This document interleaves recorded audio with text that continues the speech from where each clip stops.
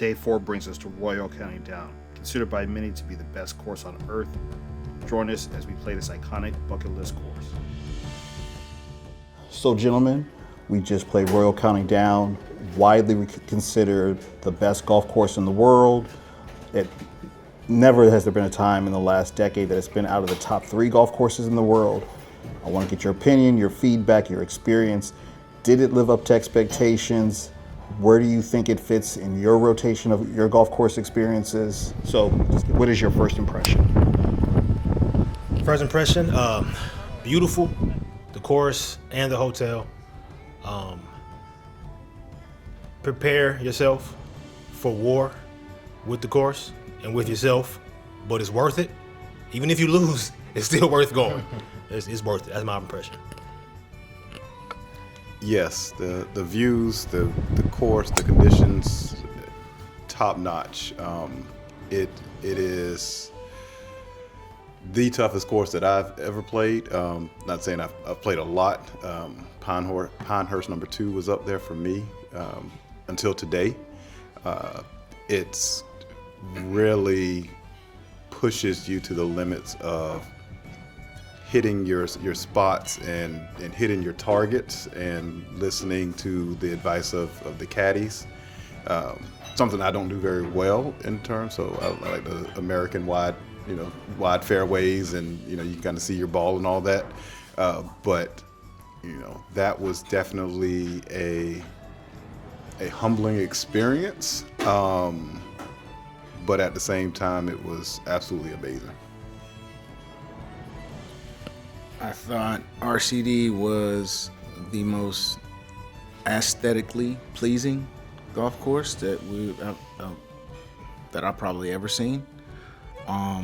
Just the combination of the views, the looks, and then add in the difficulty off the tee. You don't get a break from tee to green.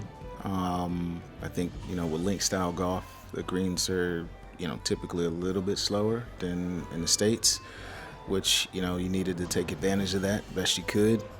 But this is best golf course on this trip. This is probably one of the best golf courses I've ever played. How would you rate the playability of this course? I don't think it was overly difficult. I think this is one of those courses where it was all about strategy and luck, but definitely strategy. I mean, if you have a caddy, or even if you use like an app that shows you what to kind of miss, you really need to lean into that and trust that. And I would say,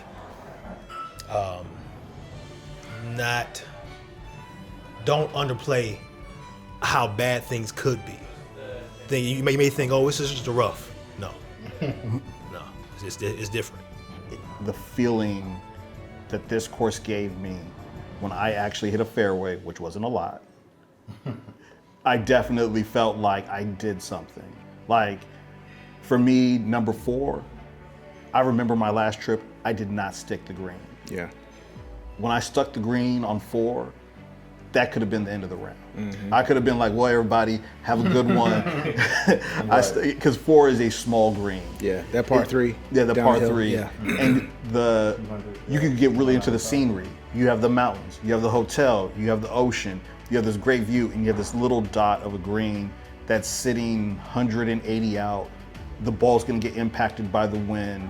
You gotta take all these factors in. And then you have this moment that I had a few times on the course where you're just like, I'm a golfer, I hit a golf shot, this means something. That I really enjoyed that part of it. There were several times that I forgot we were next to the ocean. Several times during the round, I forgot that. Like, it was obvious on one, right? But as you move through the course, you can kind of forget that the water is there, but we're playing against it, next to it the entire round. And I like the point that our caddy Keith brought up. Once you got to the back 9, it's just you in the hole. You don't see any other golfers. You don't see the water. It's like it's right there in front of you, and you're almost in your own like stadium.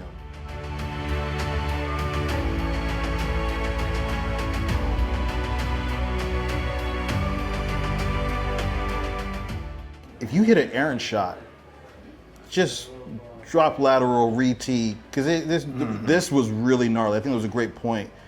There's a huge difference between the different roughs at different courses. Like some of it's wispy, some of it's like intertangled, some of it has that heather mixed in. There's bushes, there's trees, there's thorns. There's really a challenge in the experience. Yeah. If you could play this course again, what strategy changes would you make? This course, if you could flight the ball, and everybody likes to use that term, and I don't believe that most amateurs can do that consistently. The top amateurs can, but us, the pro amateurs who've been at this for a while, I don't believe a lot of us really know how to flight the ball. And this is a place where keeping that ball low suits, I think you can tear this course up, right? And I know people, play it. Our caddy was one of those guys who could really play, and I guarantee he hits a low ball. That's the biggest thing I would have probably changed. I wouldn't have modified my personal strategy with hitting a lot of 3-wood. I thought the 3-wood was more penetrating than a driver, so that's my opinion. To echo what Corey said, I probably would have switched to the 3-wood a lot sooner. For me personally, right now, driver is have too big of a dispersion to play RCD, especially with the tight fairways that they have, and except just the amount of not sure where your ball's going to land, just due to the amount of the positioning and where the tee boxes are located. So probably dropping down to hit something that can control a little bit more. I think even with that, and also depending on what the wind is, probably don't be afraid to move up a tee box. I think especially if the wind is really howling, and understanding that, all right, hey, I can only hit my 3-wood, and you probably need to move up a tee box. So I think it was fair where we played today, due to the limited wind. But I think if it was at that 30, 40, like go ahead and move me up. Yeah, so far I like that. Like so far everything's been hard but fair. It hasn't been anything pretty ridiculous. I would say strategy-wise changing, I would say smarter club choice, just because errant shots hurt you a lot more at RCD. And then if you are like me and used to using like apps like 18 birdies or something that would, even using like the back of the car that has the map. For some reason RCD didn't have a map to show the bunkers. So then you're relying on the caddy, what you can maybe see. And with everything else, like you said, all the scenery, it can just be a lot to kind of take in. So I would say those two, better club choice, and if you have access to it, some sort of mapping system so you kind of know where you're hitting. Yeah, for me, I would strategically, I felt like I was pulling driver too much, hoping that like I would catch a rhythm, and I didn't catch that rhythm. And I will say the fairways are generous in size. The problem is you could only hit a certain part of the fairway. So while you can see a lot of fairway, you got to be on the left side of it. You got to be on the right side of it. So it's really a very small target that you have for it.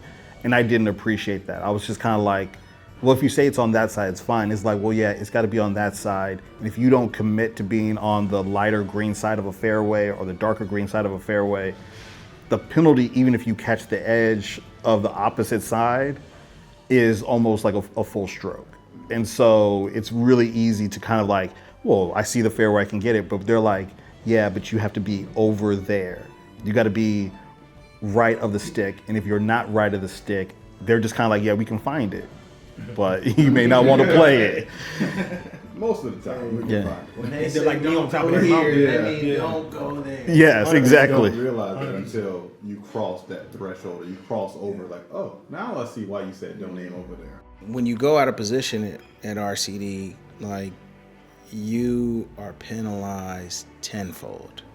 Like, I found it very difficult to get back in proper position, especially around the green, right? When you missed on one of those depressions where your ball rolled off the green and into some space. And then, you had situations, I think we all had situations where we were trying to putt Chip, up those, putt. chip, Roll off the and roll toe off back. the other side, Yeah. right? I mean, I got that full fledged on 18. Yeah. I think Charles got it on, it was like late on the 16 back, when I Yeah. 16. put up and then roll You back know, down. Yeah. So that was, there were times where the back, it got heavy.